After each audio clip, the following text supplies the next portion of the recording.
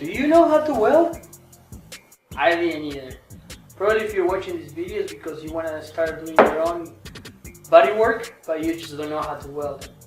Stick around and I will show you how to go from not knowing how to weld, to getting your own welder, to patching the floors of your car.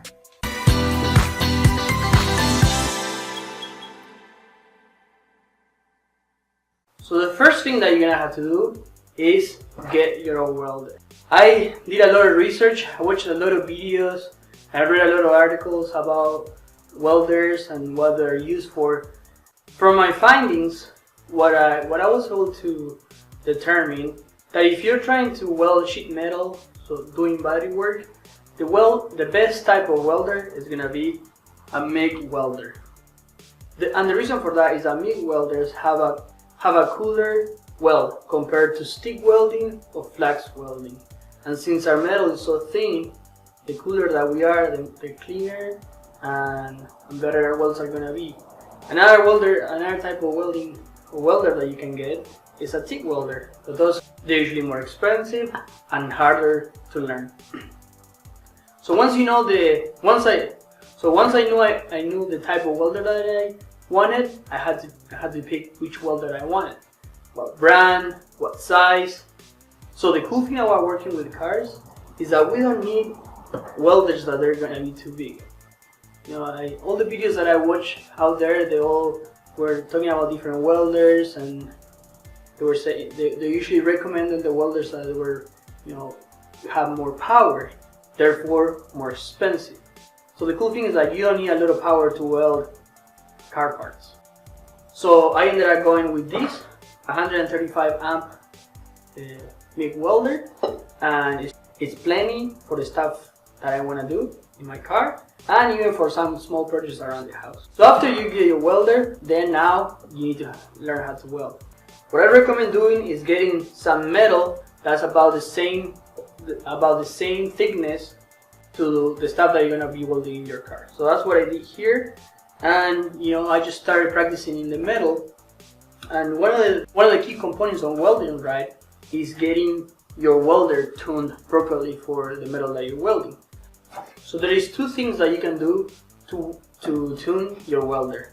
One of the things that you can do is regulate the rate at which your cable comes out of the gun. You can make it faster or you can make it slower, and that's going to determine how much metal you're putting into the metal, so how tall or how short your welds are going to be. And the second thing is you can adjust the temperature of the welds. You can make it hotter or you can make it colder. If you make it too hot, you're gonna put holes through your metal. If you make it too cold, then you're not gonna get as much metal penetration, so your welds are not gonna be as strong, and the parts that you weld, they might come loose, they might fall. So as you can see here, I practiced a bunch, and once I got pretty confident with my welds, then that's when I knew I was ready to move into the car. So the first thing that I wanted to do is I wanted to clean off all the edges. I used this hydraulic tool to make sure all the edges were even and free of rust and ready to accept the part that I made.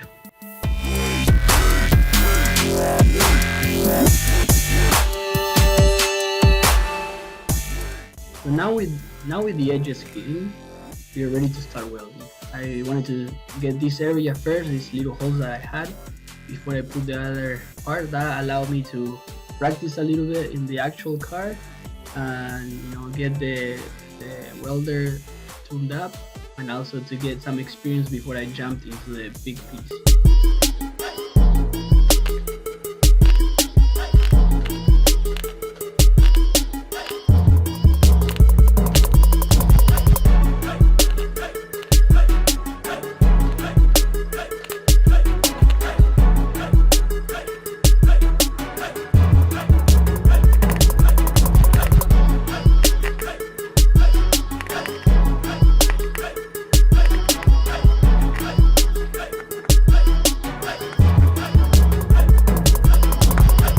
So I tried a couple of things to clean the welds or to clean the excess metal. So I tried sandpaper, I tried a metal brush, but nothing was as fast and effective as the grinder.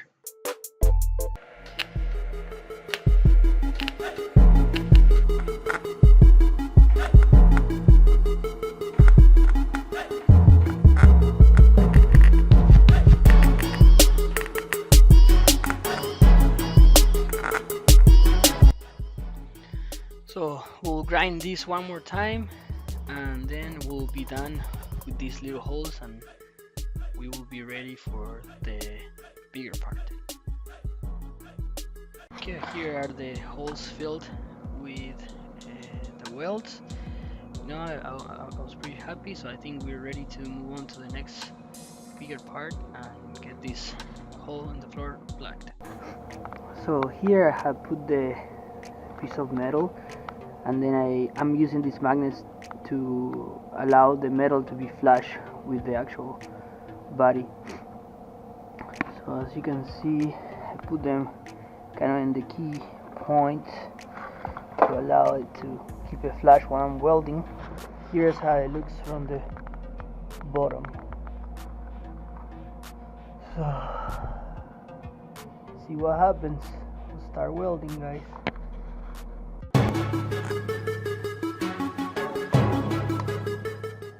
I was trying to space my welds apart to prevent the metal from heating too much and warping or bending in weird ways. So as you can see, I was doing one in the front, one in the back, one in the middle, and then try to keep my welds spread apart.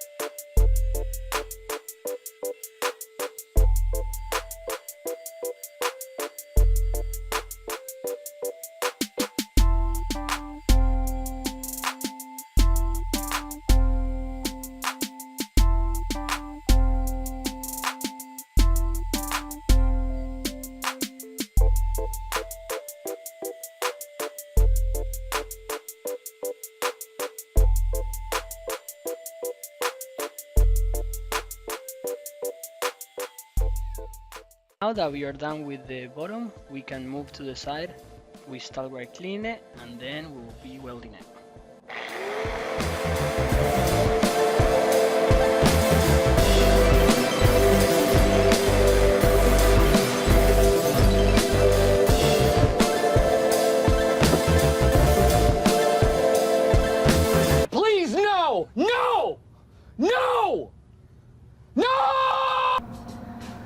So after many hours of welding and grinding, I think I got to a point where I'm pretty happy about the weld.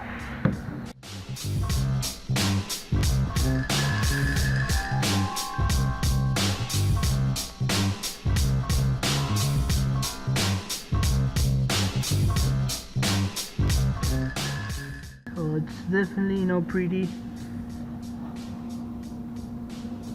And I must say, this was my first time doing this.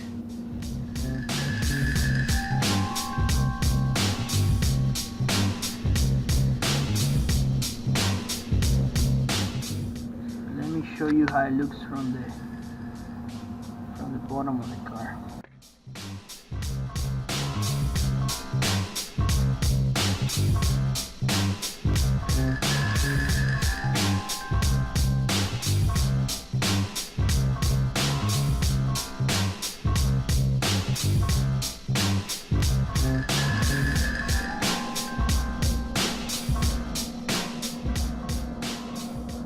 On the bottom looks a little better until we get in here, which I had to grind those points there.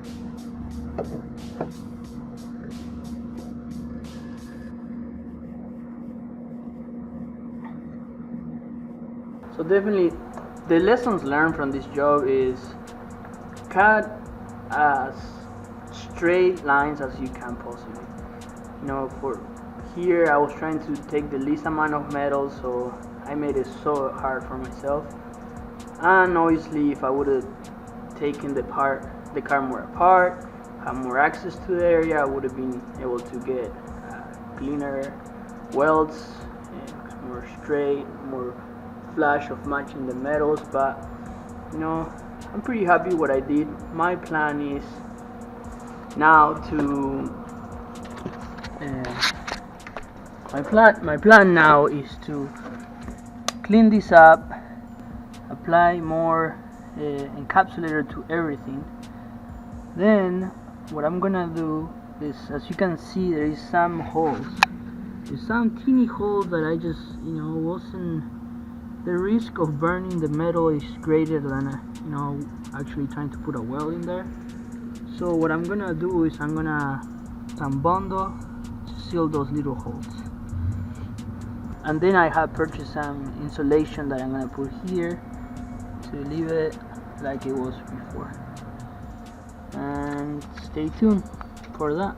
If you like today's episode, make sure that you subscribe to the channel and make sure you come back to the next episode where we're gonna be painting and putting some bondo to the part that we just welded. Thank you so much.